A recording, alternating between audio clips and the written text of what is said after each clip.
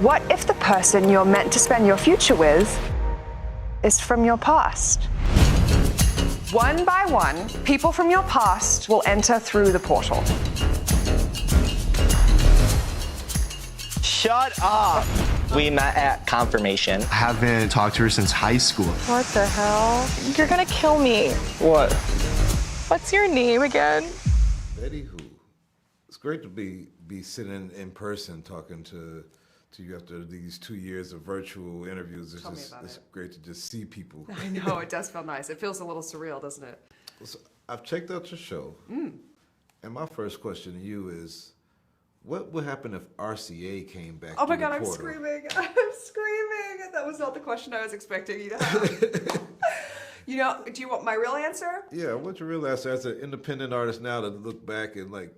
My real answer is I like to take responsibility for all of the part of our not so successful relationship that I played. I think that's a really important part about any relationship in your past, is understanding that it's a two-way street always, and if it didn't work out, there's a strong possibility that you were also adding some of the parts that didn't make it work out. And I would wish them so well. I'd be like, truly, good luck with your projects. This was not meant to, it was meant to be in the past for a reason. How does it, as an independent artist, like what's the joys of that? Like what of not being in a big label? Like how does it? What's the benefits to you as an artist of being independent? Like what?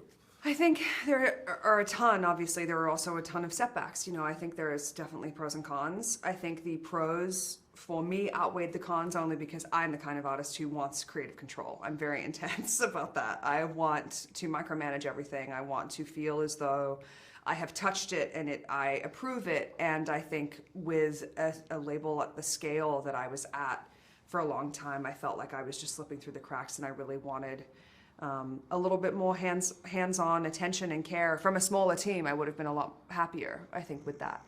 Yeah. And so I think if you don't totally fit into a mold that's working at the time, I think I also had not bad luck, but just interesting timing was the thing that I was doing versus culture, and I wasn't totally on the same train at the same time. And so when a label looks around at the landscape and goes, where do you fit? And you go, I'm not really sure, then they don't have the answer for that for you either. So I feel very grateful for the amount of creative control, for better and for worse, that I have now. As I'm finishing up a new album, I'm kind of like, I wish I had so much less control, because now I'm tired and at the point where it feels overwhelming, but I think I wouldn't trade that for the world.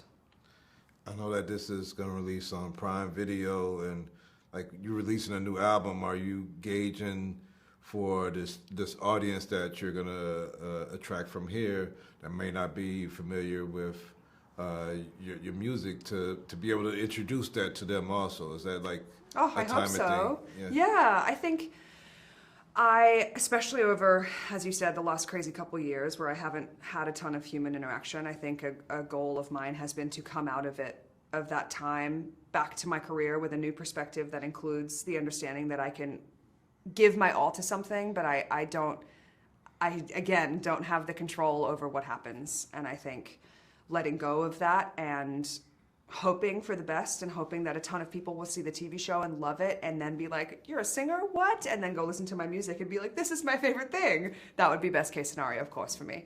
Yeah.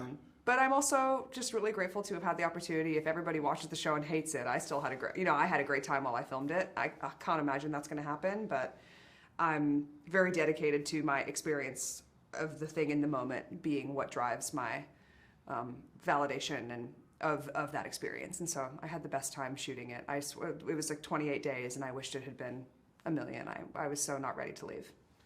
I hate to ask another athlete about another athlete or artist about another artist, sure. But this week Drake released a pop dance album, and I know that's kind of the same genre of music you do. Did you have any opinions? Because it's been like a lot of different opinions on yeah.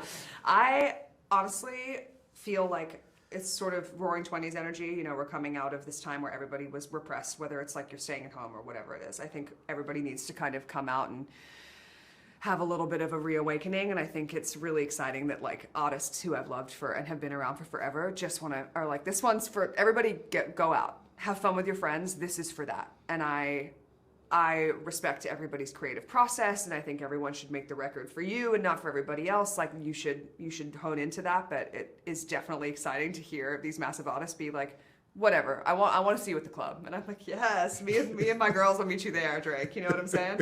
I'm in.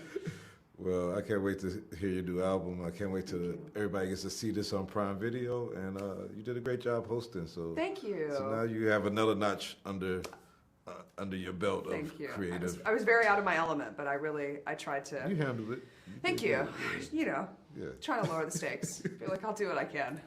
You know what I mean? Thank you for the time. Thank you, Jamal. It's nice to meet you. Thank you so much for your questions. I appreciate you. Take care.